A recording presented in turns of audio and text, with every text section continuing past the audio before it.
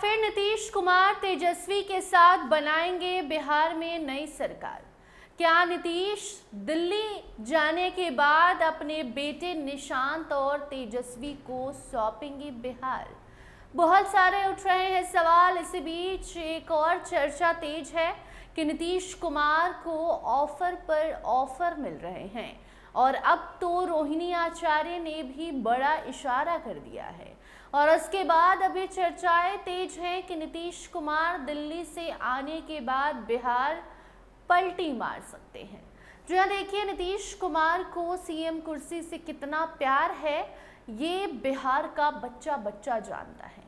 ऐसे में अब जब नीतीश कुमार राज्यसभा सांसद के रूप में कल शपथ ग्रहण कर लेंगे तो दूसरी तरफ अब दिल्ली में बिहार का मुख्यमंत्री तय होगा। अगर बिहार का अगला सीएम नीतीश कुमार के मुताबिक नहीं होता है तो दिल्ली से पटना आने के बाद ये नीतीश के हाथ में है कि वो इस्तीफा देंगे या नहीं देंगे। इस्तीफा देकर बिहार में बीजेपी की सरकार बनने देंगे या फिर इस्तीफा देने के बाद बिहार में नए गठबंधन की सरकार बनेगी। जी हाँ, बहुत सारे सवाल उठ रहे हैं क्योंकि देखिए, रोहिणी आचार्य जो कि सोशल मीडिया बटरफ्लाई कहलाती हैं, उनका एक ट्वीट आया है और उस ट्वीट को सबसे पहले आपको स्क्रीन पर हम दिखाते हैं। रोहिणी लिखती हैं, बनकर भीगी बिल्ली चाचा चले गए आज दिल्ली। उसके नीचे वो लिखती हैं, सही कहा गया है, मौका परस्ती और धोखा बिना भुगतान के पीछा नहीं छोड़ते, भुगतना पड़ गया ना चाचा जी। एक दो दिन में छिन जाएगी कुर्सी और टूट जाएगा नाता सियासत बिहार से, काश आप रह पाते बिना पलटी मार के। मतलब ये है कि रोहिणी कहना चाहती हैं कि अगर आप हमारे साथ रहते तो आज आपको दिल्ली नहीं जाना पड़ता।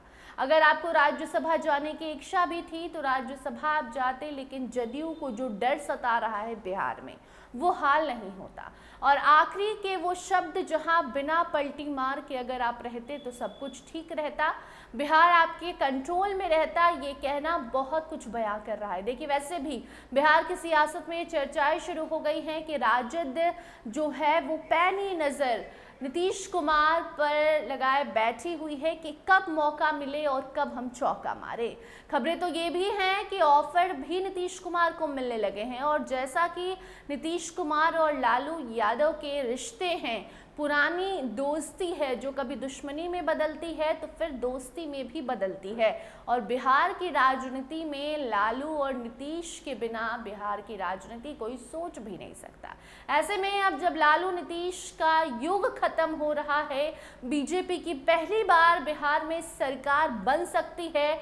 ऐसे में अगर लालू यादव नीतीश कुमार को फ़ोन करते हैं, क्योंकि देखिए इन दोनों के बीच बातें होते रहती हैं, कई बार लालू यादव ने अपने अलग अलग बयानों से अलग अलग इशारा करके ये ज़रूर बताया है कि नीतीश कुमार से हमारी बात होती है और वैसे भी पुराने साथी हैं तो बात हो सकती है। लेकिन अब जो चर्चाएं हैं वो ये हैं कि जो महागठबंधन है वो नज़र भिड़ाए बैठी है, सब कुछ देख रही है, राजनीति को समझ रही है कि कब मौका मिले, कब चौका छक्का मारे।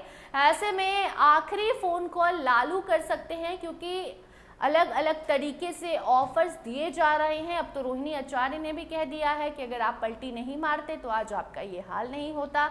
ऐसे में अब कहा जा रहा है कि लालू यादव जो फ़ोन करके बात करते हैं नीतीश कुमार से, अगर वो फ़ोन कर दे, वो नीतीश कुमार को ऑफ़र दे दे और समझा ले कि आप और हम अब बिहार की सियासत में नहीं बल्कि हम दोनों के बेटे, हम दोनों की दोस्ती को आगे बढ़ाएंगे, बिहार को आगे बढ़ाएंगे, युवा युग बिहार में आ चुका है, तो एक युवा नेता के तौर पर तेजस्वी और निशांत की जोड़ी चलिए हिट कराते हैं तो शायद नीतीश कुमार मान जाए और दिल्ली से वापस बिहार आकर कोई बड़ा खेला, सियासी धमाका कर दें। बहुत तरह तरह की चर्चाएं हैं। वैसे भी बिहार है और बिहार मतलब नीतीश कुमार, और नीतीश कुमार कब क्या कर दे किसी को मालूम नहीं रहता, उनको भी शायद पता नहीं होता, भनक तक नहीं लगने देते कि उनके मन में चल क्या रहा है।